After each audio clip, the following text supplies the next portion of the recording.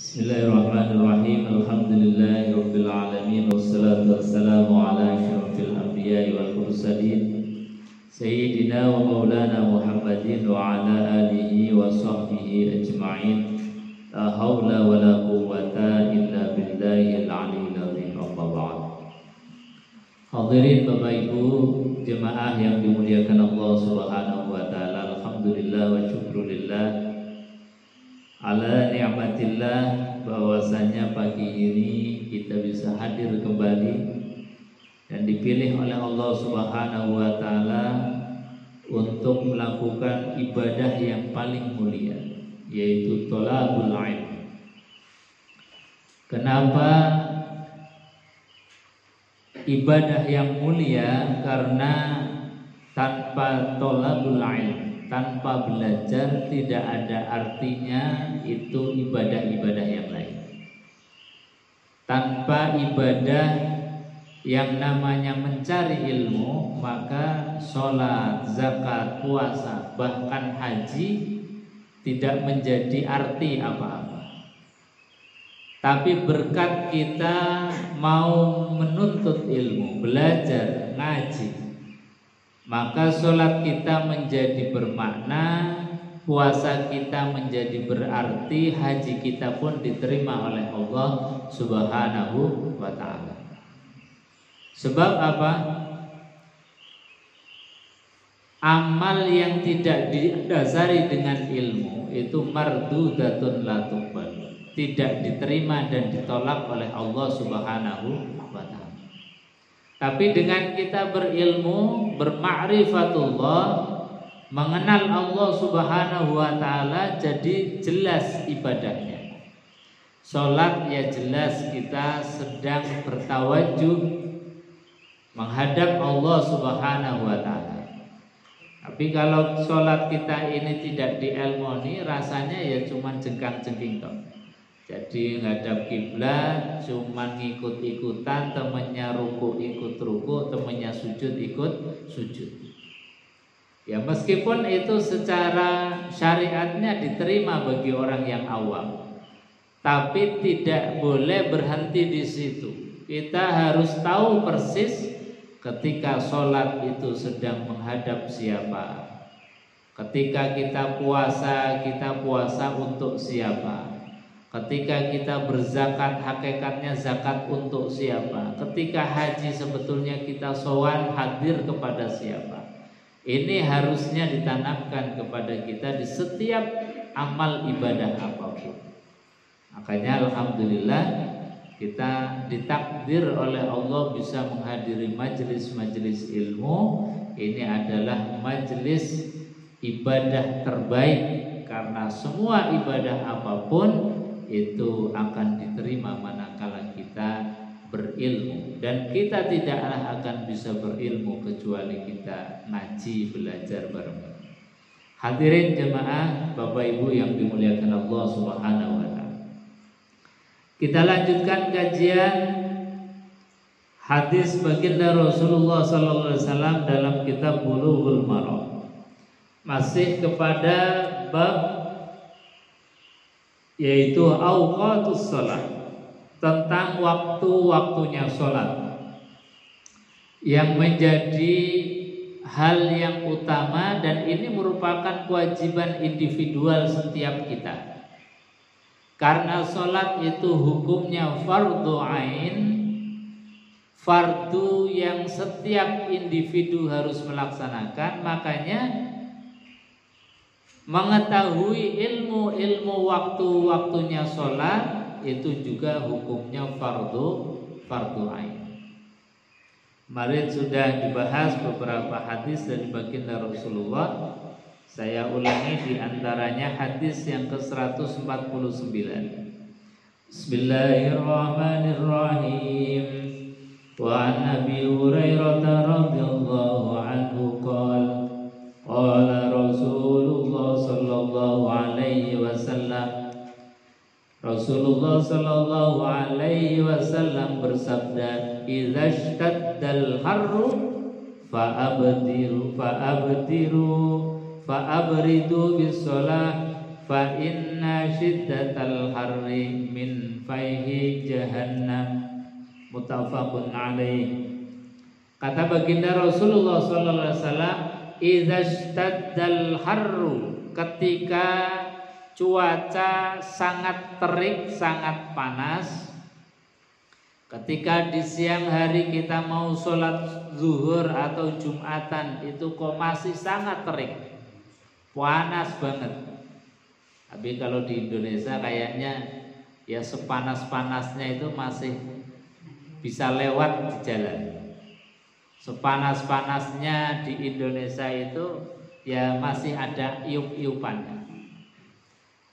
Tapi di zaman Rasulullah yang masjidnya itu nggak ada iup-iupan, hanya cuman pelepah kurma dijajah. Dan ketika mau jalan ke masjidnya Rasulullah SAW pun itu tanpa alas, itu rasanya sesuatu yang nggak mungkin kalau pas syadidul har, kalau pas panas-panasnya. Kita haji atau umroh di waktu-waktu yang panas, itu kalau mau ke Masjidil Haram atau pas ke Masjidil Haram atau ke pas Masjid Nabawi dilalas sendalnya hilang misalnya, itu aja nggak bisa balik ke hotel. Karena apa? Saking panasnya.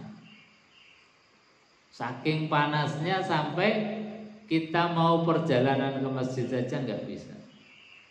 Maka Nabi Shallallahu Alaihi Wasallam kalau dalam kondisi semacam ini, idza staddal har fa'abridu bis shalah.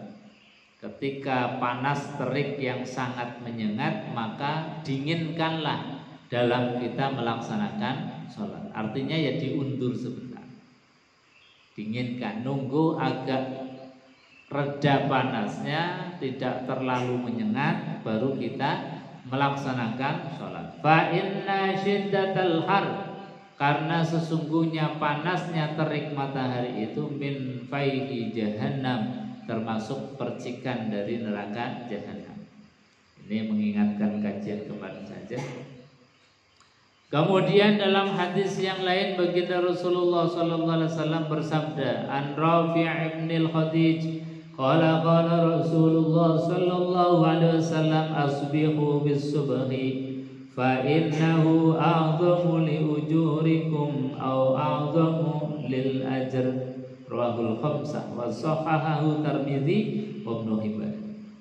Nabi sallallahu alaihi wasallam bersabda, asbihus subh, tunggulah hingga waktu subuh itu datang. Artinya ya mau subuh itu jangan terlalu cepat di awal-awal waktu.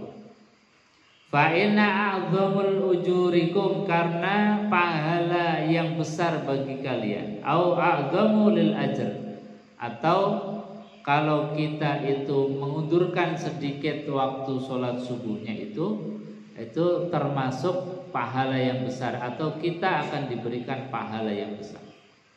Ini sebetulnya ya berkat rahman dan rahimnya Allah dan kasih sayangnya baginda Rasulullah, itu kita dikasih spelling waktu dalam melaksanakan ibadah sholat. Karena memang innaz sholata kanat 'alal mu'minina kitaban mawquta, sesungguhnya sholat bagi orang yang beriman itu kewajiban yang ditentukan waktunya. Maka alhamdulillah kita punya waktu-waktu yang kita bisa manfaatkan.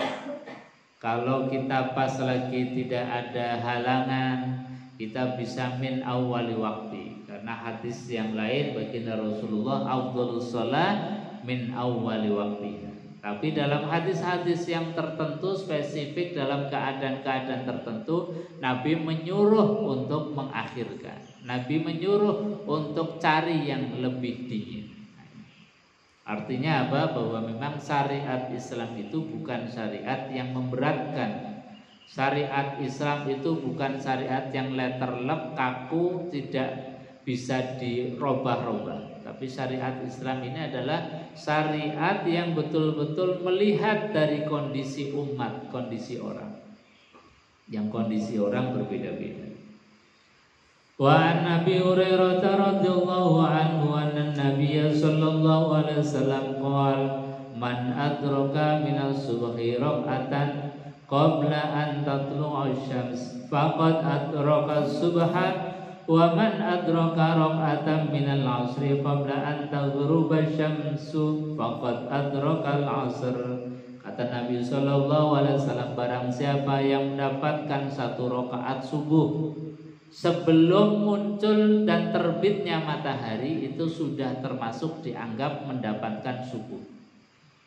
Misalnya seperti ini nih, ini waktu sudah mulai peralihan, matahari sudah mulai mau terbit, itu sudah mau isyraq. Kita sholat kok dapat 1 rakaat muncul mataharinya, itu sudah dianggap dapat waktu sholat subuh. Wa man adraka raka'atan minal 'asri, dan barang siapa yang mendapatkan 1 rakaat sholat asar kemudian matahari tenggelam, itu tetap kita dianggap dapat waktu sholat asar. Nah, meskipun ini waktu-waktu yang injury time, waktu-waktu yang sudah kepepet, ini tambahan waktu.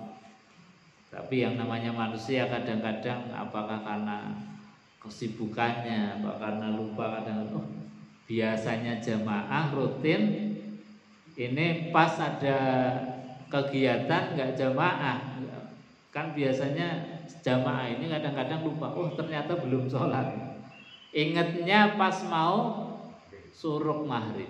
Nah, ini dianggap tetap melaksanakan sholat asar.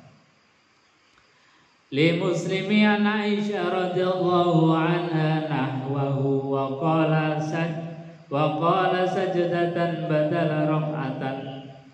1 sujudan itu menjadi badal pengganti rakaat. Artinya seperti tadi, kalau kita dapat 1 rakaat itu sudah memenuhi dan mencukupi. Tapi kalau belum dapat apa-apa dari rakaat, maka itu sudah dianggap keluar dari waktu sholat. Wa Nabi Sa'idil Khudri radhiyallahu anhu qala sami'tu Rasulullah sallallahu alaihi wasallam, saya mendengar dari baginda Rasulullah sallallahu alaihi wasallam yaqul, beliau bersabda, la sholata ba'da subhi, tidak ada sholat setelah sholat subuh, hatta tatlu'a syamsu, sampai matahari kemudian terbit, wala sholata ba'dal asar, dan tidak ada sholat lagi setelah sholat asar, hatta taghiba syamsu, sampai matahari tenggelam. Ini sudah sangat jelas. Walahu an Uqbah ibni Amir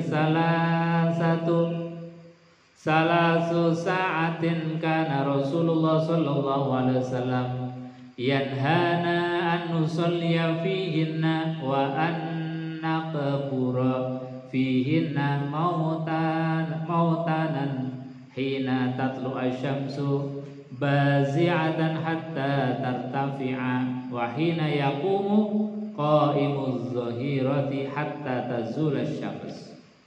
Kata Nabi sallallahu alaihi wasallam, ada 3 waktu yang Rasulullah sallallahu alaihi wasallam yanhana, mencegah kami, melarang kami untuk melakukannya.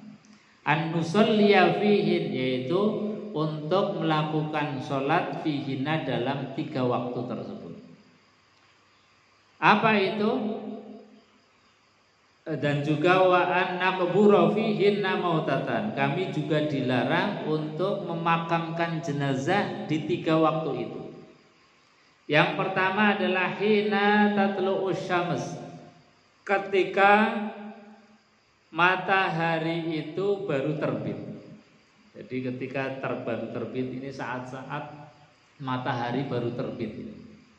Baru terbit itu kita nggak boleh ada sholat sunnah, dan tidak boleh ada orang meninggal dunia kemudian dimakamkan persis pas matahari terbit. Misalnya karena COVID, buru-buru, ya meskipun buru-buru, cari waktu yang tidak dilarang. Atau misalnya orang ini penyakit tertentu, ya kita undurkan sedikit, jangan sampai di waktu yang dilarang, yaitu pas matahari terbit. hatta tartafi'a, sampai kira-kira matahari agak meninggi sedikit. Wa hina yaqumu qa'iman dhuhirati hatta tazula syams. Dan yang kedua yang dilarang oleh Rasulullah sallallahu alaihi wasallam yaitu ketika matahari persis di atas kepala kita. Jadi pas persis matahari di atas kepala itu bukan waktunya sholat. Jadi nggak boleh sholat sunnah yang mutlak itu di situ, kecuali di dua masjidnya Rasulullah SAW, yaitu Masjidil Haram. Itu boleh. Kita mau tawaf kapan saja boleh. Kita mau sholat sunnah kapan saja meskipun pas matahari di atas kepala kita boleh. Ini selain di Masjidil Haram. Kemudian wahina tadayyafu syams lil ghurub, dan ketika matahari persis pas waktu tenggelam, itu juga tidak boleh ada sholat sunnah di sana. Salasu sa'atin kana Rasulullah sallallahu alaihi wasallam yanhana an nusalliya fihinna an taqbaru fihinna mautana hina tatlu syams bazighatun hatta tartafi'a. Ini hampir sama hadisnya. Wa an Jubair ibn Mut'im qala Rasulullah sallallahu alaihi wasallam ya bani Abdi Manaf la tamna'u ahadan tawfa bihadzal bait wa shalla ayatan sa'atin sya'a minal laili aw nahar. Ini dalil yang membolehkan kita boleh tawaf dan sholat kapan saja di Baitullah, di Ka'bah, di Mekah. Kata Nabi sallallahu alaihi wasallam, la tamna'u, janganlah kalian melarang ahadan seseorang tawfa bihadzal bait, yang tawaf di Baitullah. Wa shalla ayatan sa'atan, dan juga jangan kalian melarang. Artinya sholat dan tawaf di waktu-waktu yang tiga itu adalah dibolehkan oleh Allah Subhanahu wa taala. Wa an Ibnu Umar radhiyallahu anhu anna Nabiy sallallahu alaihi wasallam qala asyafaqul khumrah. Kata Nabi sallallahu alaihi wasallam itu mega itu adalah yang berwarna merah. Jadi kalau sudah mulai sumong-sumong merah itu ya sudah berarti artinya waktu itu adalah waktu tenggelamnya matahari. Wa an Ibnu Abbas radhiyallahu anhu qala Rasulullah sallallahu alaihi wasallam al fajru fajrani fajrun yuharrimut ta'am wa tahillu fihi shalah. Kata Nabi sallallahu alaihi wasallam, fajar itu ada dua macam. Fajrun yahrumut ta'am, satu fajar yang menjadi batas diharamkannya kita makan, yaitu waktu sahur itu. Jadi kalau sudah fajar masuk waktu subuh, itu pertanda atau sebagai batas kita diharamkan makan ketika berpuasa. Wa yuharrimu ta'am wa tahillu fihi shalah, dan sudah halal untuk sholat subuh. Artinya apa? Kalau belum fajar siddiq itu berarti belum halal untuk sholat subuh, karena memang belum masuk waktunya. Ini fajar. Wa fajrun tahrumu fihi shalah, sholatus subuh. Dan fajar yang menjadi apa? Tahrumu fihi as-shalah.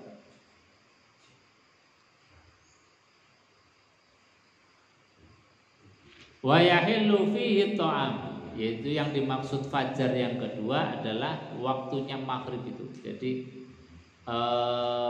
batasan ketika sudah tidak boleh untuk sholat dan dihalalkan untuk makan.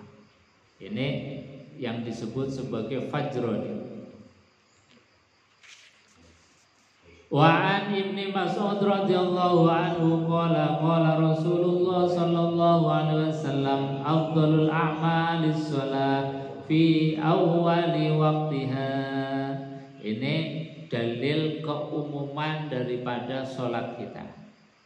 Apa itu kata Rasulullah sallallahu alaihi wasallam? Afdhalul a'mal, amal yang paling utama di dalam kita melaksanakan sholat adalah fi awwali waktiha, di awal waktunya. Karena apa?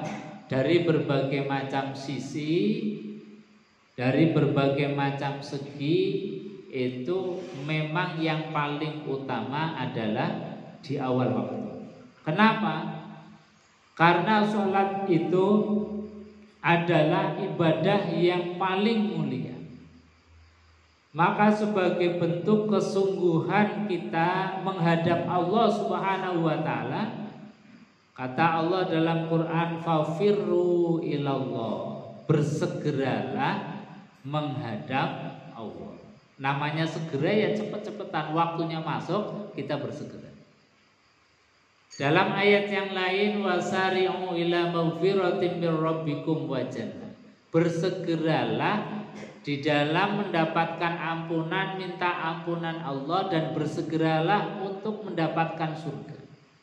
Nah, orang sholat itu kan tidak lain, tidak bukan janjinya Allah akan diberikan surga, diberikan nikmat terbaik. Kok kita nggak bergegas, kok kita mundur-mundur? Ini rasanya kan sudah dikasih reward yang paling baik, dikasih hadiah yang paling utama, jalannya saja santai, waktunya diundur-undur, kok kayaknya tidak semangat. Nah, ini dari segi situ itu kemudian para ulama mengambil dalil hadis ini. Memang hadis ini di dalam hal sholat itu yang paling utama. Yang kedua, karena memang kita tidak tahu persis bahwa umur kita itu sampai kapan. Karena rahasianya umur kita, usia kita ini tidak tahu kapan kita diwafatkan oleh Allah. Maka ketika kita dengar waktu sholat sudah masuk, sudah dengar azan, maka bersegeralah. Bersegeralah untuk mengingat Allah Subhanahu wa ta'ala. Dan dalam ayat-ayat Quran yang berkaitan dengan sholat itu pasti perintahnya itu bersegera. Ya ayyuhalladzina amanu idza nudiya lis-sholati min yaumil jumu'ah fas'au ila dzikrillah. Bersegeralah untuk mengingat Allah Subhanahu wa ta'ala. Jadi memang dasar hukumnya sebetulnya bersegera. Cuman karena manusia itu memang lemah, banyak macam dan kegiatannya, Allah kasih keringanan. Ketika panas ya boleh diundur. Ketika mungkin banyak kegiatan, pas mepet-mepet, ya yang penting masih dalam koridor waktunya sholat. Makanya supaya kita tidak dicap oleh Allah yang ada di dalam surat Al-Ma'un itu, ara'aital ladzi yukadzibu biddin fadzalikal ladzi yad'ul yatim wa la yahuddu ala ta'amil miskin fawailul lil musallin alladzina hum an sholatihim sahun. Jadi ada orang yang dikasih stempel oleh Allah pendusta agama. Siapa itu? Di antaranya adalah fawailul lil musallin alladzina hum an sholatihim sahun. Itu orang yang sholat tapi sholatnya lalai. Di antara makna lalai itu lalai waktu-waktunya. Tidak tahu waktu, diundur-undur sampai bablas keluar dari waktunya. Itu sudah termasuk fawailul lil musallin alladzina hum an sholatihim sahun. Makanya kita harus berhati-hati. Wa an Abi Ma'dzurah anna Nabiyya sallallahu alaihi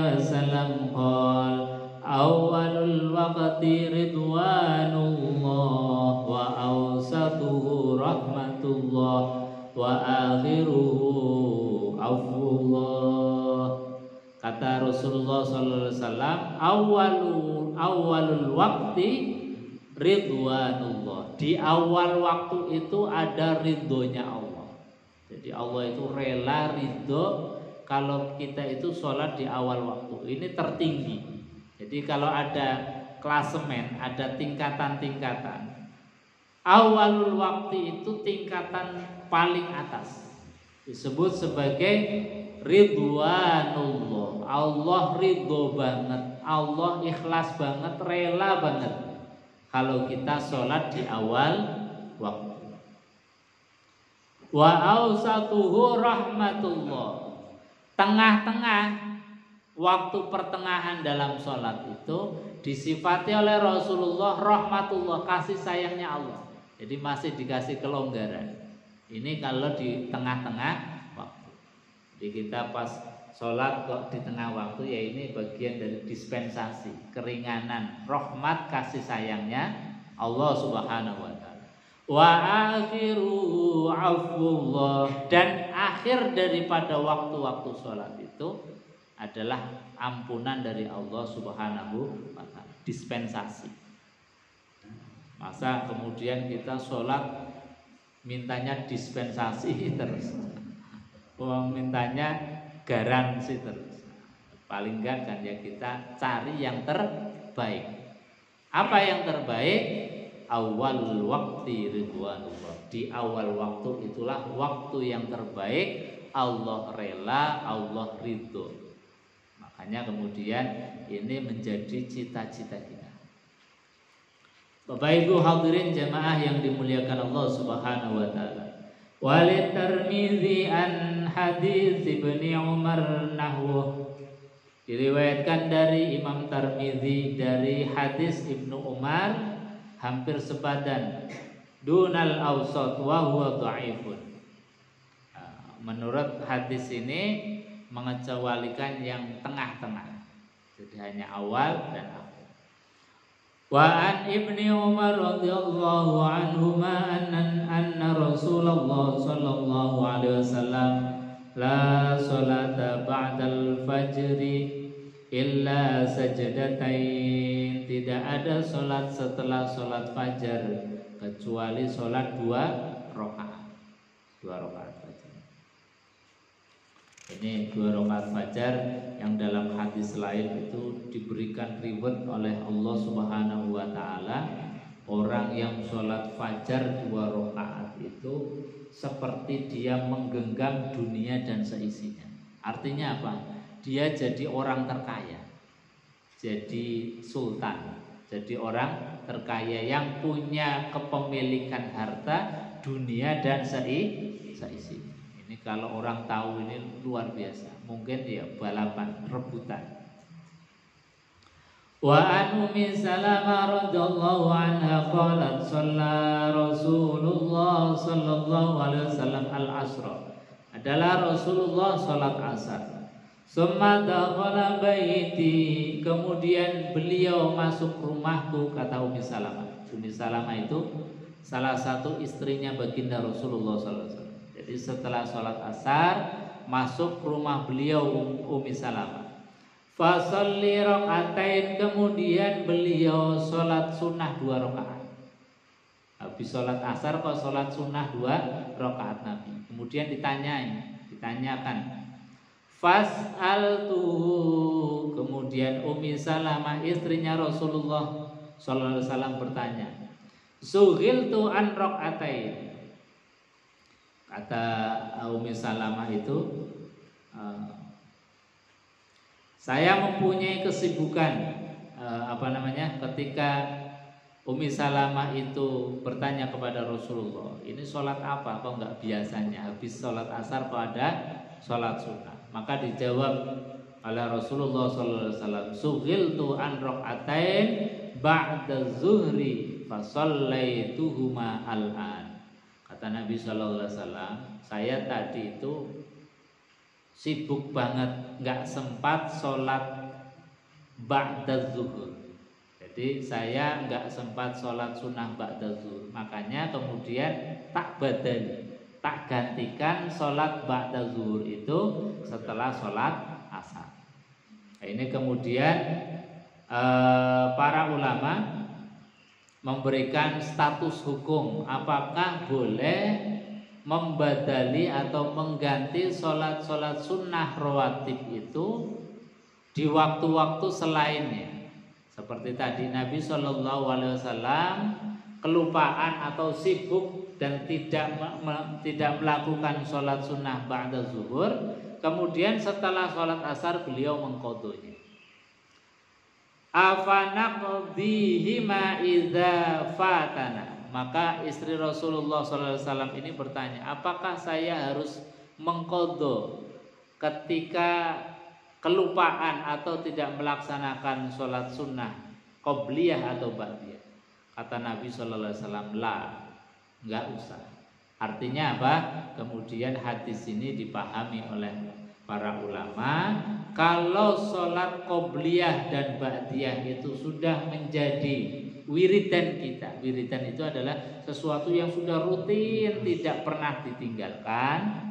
Itu maka sunnahnya itu dibadali atau diqodho ketika kita lupa atau pas sibuk tidak melaksanakan sholat sunnah.